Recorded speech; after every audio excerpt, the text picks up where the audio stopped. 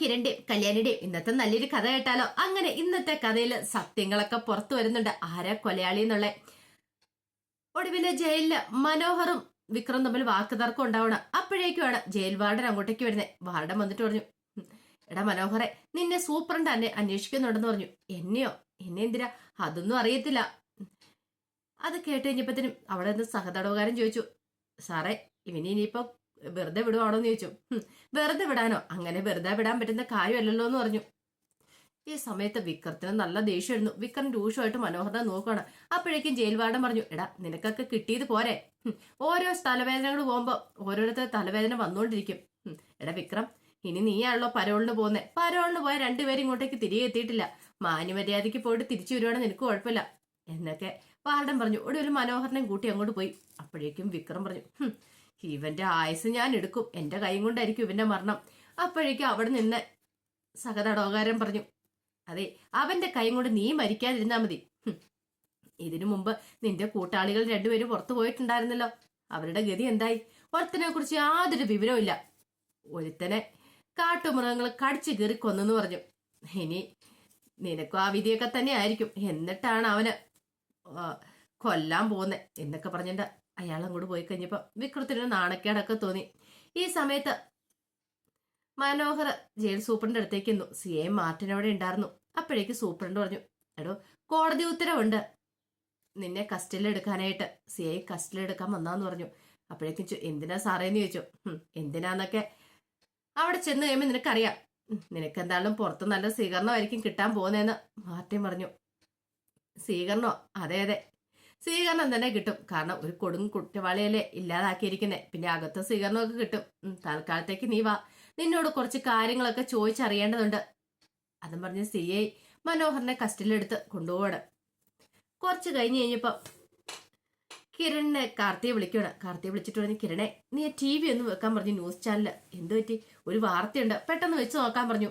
അങ്ങനെ കിരൺ പോയി വാർത്ത വെക്കുവാണ്. ആ സമയത്താണ് പറയുന്നത്, ഗംഗാപ്രസാദ് എന്ന കൊടും ക്രിമിനലിനെ 40 വയസ്സുകാരനായ മനോഹർ തലയ്ക്കടിച്ചു കൊന്നത്.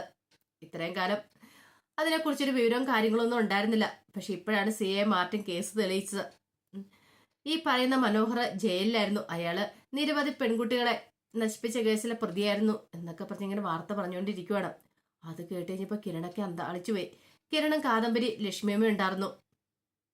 അപ്പൊ അവനാണോ പ്രതി എന്നൊരു സംശയം. അത് മാത്രമല്ല സി ഐ മാർട്ടിന് മനോഹരനെ കസ്റ്റഡിയിൽ എടുത്തോണ്ട് ചോദ്യം ചെയ്യാനായിട്ട് എന്നൊക്കെ പറഞ്ഞു.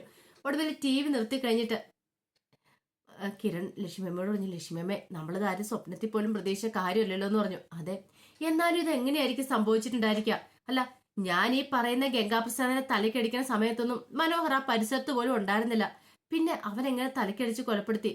അത് കേട്ടപ്പോൾ ലക്ഷ്മിയമ്മ പറഞ്ഞു, അതൊന്നും അറിയത്തില്ല മോനെ. ഒരു കാര്യം ഉറപ്പാ, എന്നെ കാർത്തിയമോളെയൊക്കെ അവൻ രക്ഷിക്കുകയോ ചെയ്തേ. അവൻ ഇനി എന്ത് സംരക്ഷണം വേണമെങ്കിലും ഞാൻ കൊടുക്കുമെന്ന് പറഞ്ഞു. സരുവിന്റെ കാര്യത്തില് എനിക്ക് ദേഷ്യം ഉണ്ടായിരുന്നു അവനോട്.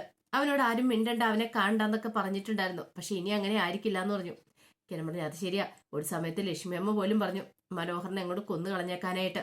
പക്ഷെ ഇപ്പൊ ഓർക്കുമ്പോ നല്ല കാര്യമായിട്ട് എനിക്ക് തോന്നുന്നത് അന്ന് അങ്ങനെ ചെയ്യാതിരുന്നേ. അതുകൊണ്ടല്ലേ ഗംഗാപ്രസാദിന്റെ കാര്യത്തിൽ അവര് തീരുമാനം ഉണ്ടാക്കിയത്. ഗംഗാപ്രസാദിന്റെ കൊടും ക്രിമിനലിനെ അവൻ ഇല്ലാതാക്കിയത്. പക്ഷെ ഇതെങ്ങനെ എപ്പോ ചെയ്തെന്ന് അറിയത്തില്ല. അത് മാത്രം മനസ്സിലാവത്തുള്ളൂ എന്ന് പറഞ്ഞു. കാദംബരി പറഞ്ഞു, അത് ശരിയാ.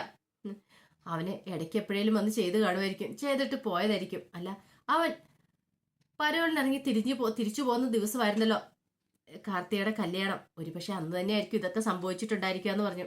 അതെ, ഞാനിത് കല്യാണിയോടൊന്ന് ഇന്ന് പറയട്ടെ എന്ന് പറഞ്ഞ് കിരൺ കല്യാണിന്റെ അടുത്തേക്ക് പോയി.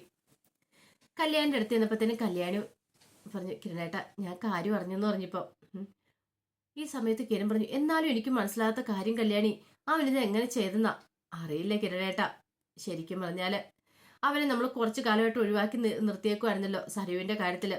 സരുവിന് ഇഷ്ടമില്ലാത്തതുകൊണ്ട് നമ്മൾ അവനോട് മിണ്ടാൻ പോലും പോകാതിരുന്നേ. എത്ര കത്ത് വന്നു അവന്റെ, നമ്മൾ ഒന്നിനെങ്കിലും റിപ്ലൈ കൊടുത്തോ? കിരൺ പറഞ്ഞു, അത് പിന്നെ കുഞ്ഞിനെ കാണണം, അല്ലെങ്കിൽ കുഞ്ഞിന് വേണ്ടി എന്തെങ്കിലും വാങ്ങിച്ചു കൊടുക്കണം, അതൊക്കെ പറയാൻ വേണ്ടിയിട്ടായിരിക്കുമല്ലോ അവന് കത്ത് എഴുതുന്നേ. അതുകൊണ്ടല്ലേ നമ്മൾ ആ കത്തൊന്നും വായിക്കോ അതിന് റിപ്ലൈ കൊടുക്കുകയും ചെയ്യായിരുന്നേ. കല്യാണി പറഞ്ഞു, ഇനി അങ്ങനെയല്ല കിരണേട്ടാ, അവന്റെ കത്തുകളൊക്കെ വായിക്കണം, അതിനൊക്കെ മറുപടി കൊടുക്കണം. ശരിക്കും പറഞ്ഞാൽ ഗംഗാപ്രസാദിന് പോലുള്ള ദുഷ്ടനെ പണ്ടേ തീർക്കേണ്ടതാണ്. അവനത് ചെയ്തേല് ആ സമയം കിരൺ പറഞ്ഞു, അതെ, അവൻ ഇടയ്ക്കിടയ്ക്ക് പറയുമായിരുന്നു കല്യാണി, ആ ഗംഗാപ്രസാദ് ദുഷ്ടനാണ്, അവനെ സൂക്ഷിക്കണം സൂക്ഷിക്കണമെന്ന്. ഒരുപക്ഷെ നമ്മളെ രക്ഷിക്കാൻ വേണ്ടിയിട്ടായിരിക്കും അവൻ അങ്ങനെ ചെയ്തിട്ടുണ്ടായിരിക്കാം. അവൻ ഇത്രയും ക്രൂരതകളൊക്കെ ചെയ്തിട്ടുണ്ടെങ്കിലും ഇപ്പൊ അവൻ ചെയ്തൊരു പുണ്യ പ്രവൃത്തി തന്നെയാണ്. കല്യാണി പറഞ്ഞു, അത് ശരിയാ, ഇത്രയും കാലത്തിന് ശേഷം അവനൊരു പുണ്യ പ്രവൃത്തി ചെയ്തു. അപ്പൊ നമുക്ക് അവനെ ഒരിക്കലും ഒഴിവാക്കിക്കൂടാ കിരണേട്ട, അവനെ നമ്മൾ സംരക്ഷിക്കണം എന്ന് പറഞ്ഞു. കിരൺ പറഞ്ഞു, അതെ, പക്ഷെ ഇതെങ്ങനെ സംഭവിച്ചെന്നറിയില്ല. ബാക്കി കാര്യങ്ങളൊന്നും ടി വിക്കകത്ത് പറഞ്ഞിട്ടുമില്ലോ. എനിക്ക് എന്തായാലും അവനെ ഒന്ന് കാണണം, കണ്ട് സംസാരിക്കണം, ഇതെങ്ങനെ സംഭവിച്ചെന്നൊക്കെ അറിഞ്ഞാൽ കൊള്ളാമെന്നുണ്ടെന്ന് പറഞ്ഞു. കല്യാണി പറഞ്ഞു, ഒന്ന് ഒരു കാര്യം ചെയ്യ, എങ്കിൽ കിരണേട്ടൻ പോയി കണ്ടിട്ട് വാ. ഇപ്പൊ ശരിക്കും സങ്കടം തോന്നുന്നുണ്ട് അവന്റെ കാര്യം ഓർത്ത് കഴിയുമ്പോൾ. അവന്റെ മനസ്സ് മാറി എന്നുള്ളൊരു ഉത്തമ ഉദാഹരണമാണ് ഗംഗാപ്രസാദിന്റെ മരണം. അവനെ മാറ്റുവാണെന്നൊക്കെ പറഞ്ഞിട്ട് നമ്മൾ വിശ്വസിക്കാൻ കൂട്ടാക്കില്ല. ഇപ്പൊ മനസ്സിലായി, ആ ഗംഗാപ്രസാദിനെ കൊന്നോട് കൂടിയിട്ട് മനസ്സിലായി അവൻ എത്രമാത്രം മാറ്റം ഉണ്ടായിട്ടുണ്ട് എന്നൊക്കെയുള്ള കാര്യങ്ങൾ. അങ്ങനെ ഒടുവില് കിരൺ അവനെ കാണാനായിട്ട് പോകുവാണ്. പിന്നീട് കിരൺ അങ്ങോട്ട് പോകാനായിട്ട് ഇറങ്ങുമ്പോഴത്തേനുമാണ് രതീഷ് അങ്ങോട്ടേക്ക് വരുന്നത്. രതീഷ് വന്നിട്ട് ചോദിച്ചു, കിരൺ സാർ കാര്യങ്ങളൊക്കെ അറിഞ്ഞല്ലോ അല്ലേ? അതെ, ഞാൻ അവനെ കാണാനായിട്ട് സ്റ്റേഷനിലേക്ക് പോകാനായിട്ട് ഇറങ്ങുമായിരുന്നു പറഞ്ഞു. അല്ല, അവൻ ലോക്കപ്പിലാണെന്ന് ചോദിച്ചു. അതെ, അവനെ കസ്റ്റഡിയിൽ എടുത്തിട്ടുണ്ടെന്ന് അറിയാൻ കഴിഞ്ഞ്. എന്നാലും ഇതെങ്ങനെ സംഭവിച്ചു സാറെന്ന് ചോദിച്ചു. അതാ എനിക്കറിയില്ലാത്ത. ഈ പറയുന്ന അവൻ ഗംഗാപ്രസാദിനെ ഞാൻ നല്ലവണ്ണം ചതച്ചിട്ടുണ്ടായിരുന്നു, പക്ഷെ ആ സമയത്തൊന്നും അവനെ അവിടെയും കണ്ടില്ല എന്ന് പറഞ്ഞു. രതീഷ് പറഞ്ഞു, അത് ശരിയാണല്ലോ, ഇനിയിപ്പൊ അവൻ മറിഞ്ഞിരുന്ന് ഈ കാഴ്ചകളൊക്കെ കാണുന്നുണ്ടായിരിക്കില്ലേ? അങ്ങനെയാണെങ്കിൽ അതൊക്കെ അവൻ പോലീസിനോട് പറയുമോ? പണ്ടത്തെ മനോഹർ അല്ല, ഇപ്പൊ അറിയാലോ, നമ്മളെ രക്ഷിക്കാൻ വേണ്ടിയിട്ട് അവനത് ചെയ്തേന്ന് പറഞ്ഞു.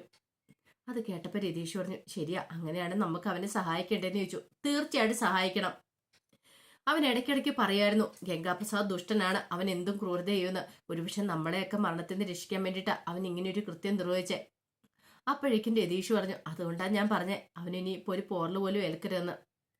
ആ സമയത്ത് കിരൺ പറഞ്ഞു, ശരിക്കും പറഞ്ഞ അവന്റെ കാര്യം കഷ്ടമുണ്ട്, അവന് കുറെ മാറ്റം ഉണ്ടെന്ന് അറിഞ്ഞിട്ട് അവന് ഞങ്ങൾ വിശ്വസിക്കാൻ തുടങ്ങിയിട്ടുണ്ടായിരുന്നു. പിന്നെ ആ സരുവിന്റെ കാര്യം വന്നു കഴിഞ്ഞപ്പോഴാ സരുവിന് അതിന് താല്പര്യം ഇല്ലാത്തതുകൊണ്ട് മാത്രമാ.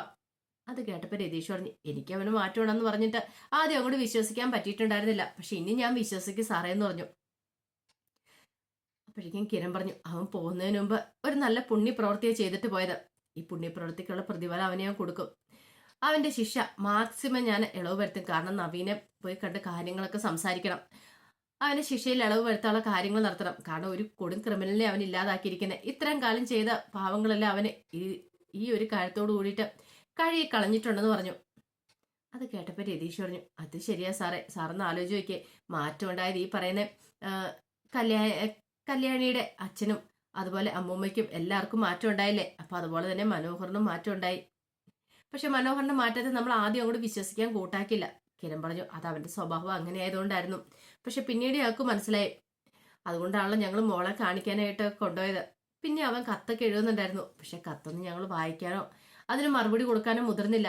കാരണം അതൊന്നും സരുവിന് ഇഷ്ടപ്പെടില്ല എന്ന് വിചാരിച്ചുകൊണ്ട് മാത്രമാണ് സരുവിന്റെ ജീവിതം തല്ലിക്കെടുത്തണല്ലോ എന്ന് കരുതിയിട്ടാ. പക്ഷെ ഇപ്പൊ അവന്റെ ആത്മാർത്ഥം എത്ര മാത്രമാണെന്ന് ഞാൻ മനസ്സിലാക്കുന്നുണ്ടെന്ന് പറഞ്ഞു. എന്തായാലും ഞാൻ സ്റ്റേഷനിലേക്ക് ഒന്ന് ചെല്ലട്ടെ, അവനെ ഒന്ന് കാണണം, കണ്ട് സംസാരിക്കണം, എങ്ങനെ എന്താ സംഭവിച്ചെന്നൊക്കെ അറിയണമെന്ന് പറഞ്ഞു. രതീഷ് പറഞ്ഞു, സാറ് ചെന്നിട്ട് വാ, അവൻ പാവാണെങ്കിൽ അവനെ നമുക്ക് രക്ഷിക്കണ്ടേ സാറേ എന്നൊക്കെ രതീഷും പറയുന്നുണ്ട്. അങ്ങനെ കിരൺ സ്റ്റേഷനിലേക്ക് പോവുകയാണ്.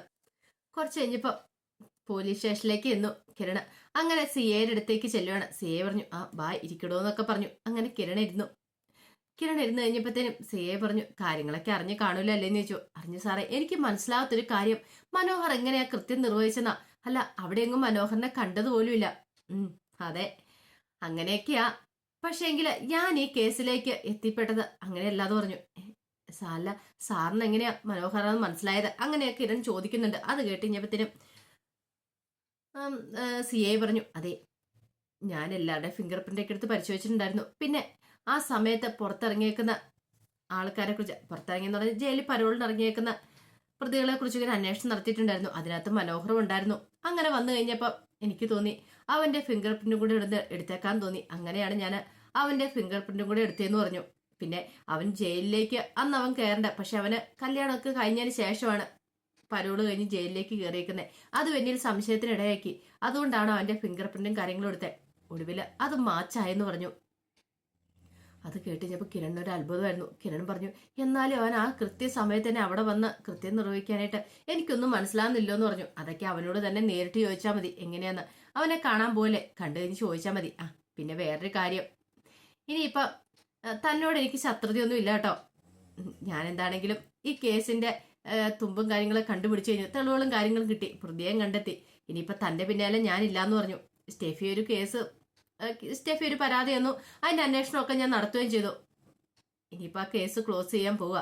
എന്നാലും അറിയാനുള്ള ഒരു ആഗ്രഹം കൊണ്ട് ചോദിക്കുക, ആ ഗംഗാപ്രസാദിന്റെ ബോഡി എവിടെയാ കിരണെ ഇട്ടിരിക്കണമെന്ന് ചോദിച്ചു. അപ്പോഴേക്കും കിരൺ പറഞ്ഞു, അതെനിക്ക് അറിയില്ല സാറേ, അറിയത്തില്ലാത്ത കാര്യത്തെക്കുറിച്ച് ഞാൻ എങ്ങനെയാ പറയണേ. സാരമില്ല, ഇനി താനിത് പറയുകയും വേണ്ട, എനിക്കതിനകത്ത് പ്രശ്നമില്ല. അല്ലെങ്കിലും ഇനിയിപ്പോൾ ആ ബോർഡ് തപ്പിയൊന്നും ഞാൻ പോകാനും പോകുന്നില്ല എന്ന് പറഞ്ഞു. പിന്നെ ഈ കേസിനെ കുറിച്ച് അന്വേഷിച്ച് കഴിഞ്ഞപ്പോഴാണ് എനിക്ക് ചില കാര്യങ്ങളൊക്കെ മനസ്സിലാകുന്നത്. ഈ കേസിന്റെ പിന്നാലെ പോയി കഴിഞ്ഞപ്പം താനും തന്റെ ഭാര്യ കല്യാണി നിങ്ങളൊക്കെ എത്ര നല്ല ആൾക്കാരാന്നുള്ള കാര്യം. അപ്പോഴേക്കും കിരൺ ചോദിച്ചു, എന്നിട്ടാണോ സാറ് എന്നെ പ്രതിയാക്കി ജയിലിലടയ്ക്കാൻ നോക്കിയത്? അത് പിന്നെ കിരണെ ഒരു പരാതി കിട്ടിയതുകൊണ്ടാ. പക്ഷെ എനിക്ക് താൻ ജയിലിൽ പോകുന്നതിനോട് ഒട്ടും താല്പര്യമില്ലായിരുന്നു, സങ്കടമുള്ള കാര്യമായിരുന്നു. എന്നിട്ട് കോടതിയിൽ അങ്ങനെ ആയിരുന്നില്ലല്ലോ. അത് പിന്നെ കോടതി കയറി കഴിഞ്ഞപ്പോഴത്തേനും ആ നവീൻ വക്കീൽ ഓരോന്നൊക്കെ ചോദിച്ചു കഴിഞ്ഞപ്പോൾ എനിക്ക് ആകപ്പാടെ ഭ്രാന്ത് പിടിക്കുന്ന പോലെ തോന്നി. അറിയാലോ, അതുകൊണ്ടാണ് ഞാൻ ആ സമയത്ത് അങ്ങനെയൊക്കെ ചൂടായി സംസാരിച്ചതെന്ന് പറഞ്ഞു. ഈ സമയം കിരൺ പറഞ്ഞു, മനോഹർ ഒരു പക്ഷെ അങ്ങനെ ഒരു കൃത്യം നിർവഹിച്ചിട്ടുണ്ടെങ്കിൽ അതിന്റെ പിന്നിൽ പല കാരണങ്ങളും കാണും. എന്നെയും കല്യാണിയൊക്കെ രക്ഷിക്കാൻ വേണ്ടിയിട്ടായിരിക്കും.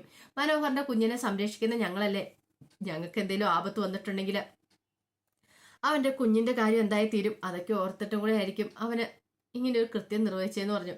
ചിലപ്പോൾ അതായിരിക്കും കാരണം. ശരിക്കും പറഞ്ഞാൽ മനോഹറും ഗംഗാപ്രസാദും കിരണും ഒക്കെ ഞങ്ങൾക്കൊരു അത്ഭുതമാണ്, എനിക്കൊരു അത്ഭുതമാണ് എൻ്റെ ഈ സർവീസിനിടയ്ക്ക്. കാരണം ഓരോ കൃത്യങ്ങൾ നിർവഹിച്ചിട്ടും അത് പോലീസുകാരെ എത്തിപ്പെടാതിരിക്കാൻ വേണ്ടിയിട്ട് അത്ര വിദഗ്ധമായിട്ടുള്ള കാര്യങ്ങളൊക്കെ ചെയ്ത് വെച്ചെന്ന് പറഞ്ഞു. ഒടുവിൽ കിരൺ പറഞ്ഞു, സാറേ ഞാൻ എന്തായാലും മനോഹർ ഇന്ന് കാണട്ടെ എന്ന് പറഞ്ഞു. അങ്ങനെ ലോക്കപ്പിന്റെ അടുത്തേക്ക് കിരൺ ചെല്ലുവാണ്.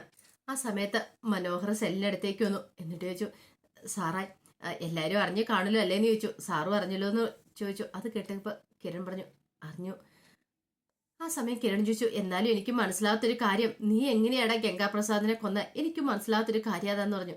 അതൊക്കെ സംഭവിച്ചു സാറേന്ന് പറഞ്ഞു. അവൻ പുറത്ത് ഇറങ്ങിയിട്ടുണ്ടെങ്കിൽ ഈ കാർത്തിക മാഡത്തിനും ഭർത്താവിനും മാത്രമല്ല കിരൺ സാറിനും കല്യാണി മാഡത്തിനും ഒക്കെ ആപത്താന്നുള്ള കാര്യം എനിക്കറിയാം. അതുകൊണ്ട് അവൻ ജീവനോടെ ഇരുന്നിട്ടുണ്ടെങ്കിൽ ശരിയാവില്ല എന്ന് കരുതിയിട്ടാ അവനെ ഞാൻ തീർത്തെ. അത് മാത്രമല്ല, അവൻ തിരികെ ജയിലിലേക്ക് വന്നിട്ടുണ്ടെങ്കിൽ എന്നെയും കൊല്ലുമെന്ന് എനിക്കറിയായിരുന്നു. ഈ പറയുന്ന ബഗാസോനൊക്കെ അത് പലവട്ടം പറഞ്ഞിട്ടുണ്ട്, അവൻ തിരികെ വന്നിട്ടുണ്ടെങ്കിൽ നിന്നെ കൊല്ലുമെന്നുള്ള കാര്യം. പിന്നെ ഞാൻ നോക്കിക്കഴിഞ്ഞപ്പം അവന് അകത്തെത്തി എന്നെ കൊല്ലുന്നേക്കാൾ നല്ല പുറത്തിറങ്ങി ഞാൻ അവനെ കൊല്ലുന്നല്ലേ. കുറെ ആൾക്കാരുടെ ജീവനുകളെങ്കിലും രക്ഷപ്പെടുമല്ലോ എന്ന് കരുതി. അത് കേട്ട് കഴിഞ്ഞപ്പോൾ കിരൺ പറഞ്ഞു, എനിക്ക് വിശ്വസിക്കാൻ പോലും പറ്റുന്നില്ലടാ, നീ എങ്ങനെ ഒരു കാര്യം ചെയ്തേന്ന്. അത് സാറേ, ഞാൻ നോക്കിക്കഴിഞ്ഞപ്പോൾ ഞാൻ പരോള് കഴിഞ്ഞ് തിരികെ കയറാൻ പോവല്ലേ, ഇനിയിപ്പോൾ എന്താണെങ്കിലും ചെയ്യില്ല. അപ്പോൾ ഒരു നല്ല കാര്യം ചെയ്തിട്ട് ശിക്ഷ അനുഭവിക്കാമെന്ന് ഞാനും വിചാരിച്ചു. ഈ സമയം കിരൺ ചോദിച്ചു, അല്ല നീ എങ്ങനെ അങ്ങോട്ടേക്ക് വന്നേ? നീ വന്ന നിന്നെ ആരും കണ്ടിട്ടൊന്നും ഇല്ലായിരുന്നല്ലോ എന്ന് പറഞ്ഞു. അതെ സാറേ, എൻ്റെ മോൾ അവിടേക്ക് വരുമെന്ന് എനിക്കൊരു പ്രതീക്ഷ ഉണ്ടായിരുന്നു. സരിയും മോളും കൂടെ കല്യാണത്തിന് വരുമെന്ന് പ്രതീക്ഷയോടുകൂടി ഞാനവിടെ വന്നിരുന്നേ. പക്ഷേങ്കിൽ അവരെ കാണാൻ പറ്റിയില്ലെന്ന് പറഞ്ഞു. കിരൺ പറഞ്ഞു, അതിന് അവർ വന്നില്ലായിരുന്നല്ലോ എന്ന് പറഞ്ഞു. പക്ഷെ വരുമെന്ന് എനിക്കൊരു പ്രതീക്ഷ ഉണ്ടായിരുന്നു. ഞാനതുകൊണ്ട് ആ ഓഡിറ്റോറിയത്തിന്റെ പുറയിൽ ഇങ്ങനെ മറഞ്ഞു നിന്നേ. പക്ഷെ മറഞ്ഞു നിന്ന സമയത്താണ് ഗംഗാപ്രസാദ് മതിൽ ചാടി വരുന്ന കണ്ടേന്ന് പറഞ്ഞു. അങ്ങനെ മനോഹർ കഥ പറയാനായിട്ട് തുടങ്ങുകയാണ്, എങ്ങനെയാണ് അവനെ തീർത്തെന്നുള്ള കാര്യങ്ങളൊക്കെ. അപ്പൊ അതിന്റെ വിശേഷങ്ങളൊക്കെ നമ്മളിന്ന് കാണുന്നത്. ഇതിന്റെ ബാക്കി വിശേഷങ്ങളുമായിട്ട് വൈകുന്നേരത്തെ പ്രൊമോയി വരാട്ടോ. അപ്പൊ അതിനുപരി കാര്യം പറഞ്ഞിട്ട് വീഡിയോ ഇഷ്ടപ്പെടുവാണെങ്കിൽ ഒന്ന് ഹൈപ്പ് ചെയ്യാൻ മറക്കരുതേ. ആദ്യമായി കാണുന്നവരാണെങ്കിൽ സബ്സ്ക്രൈബ് ചെയ്യാനും മറക്കരുത് കേട്ടോ. ഒരിക്കൽ കൂടി എല്ലാവർക്കും ശുഭദിനം നേർന്നുകൊണ്ട് നിർത്തുന്നു.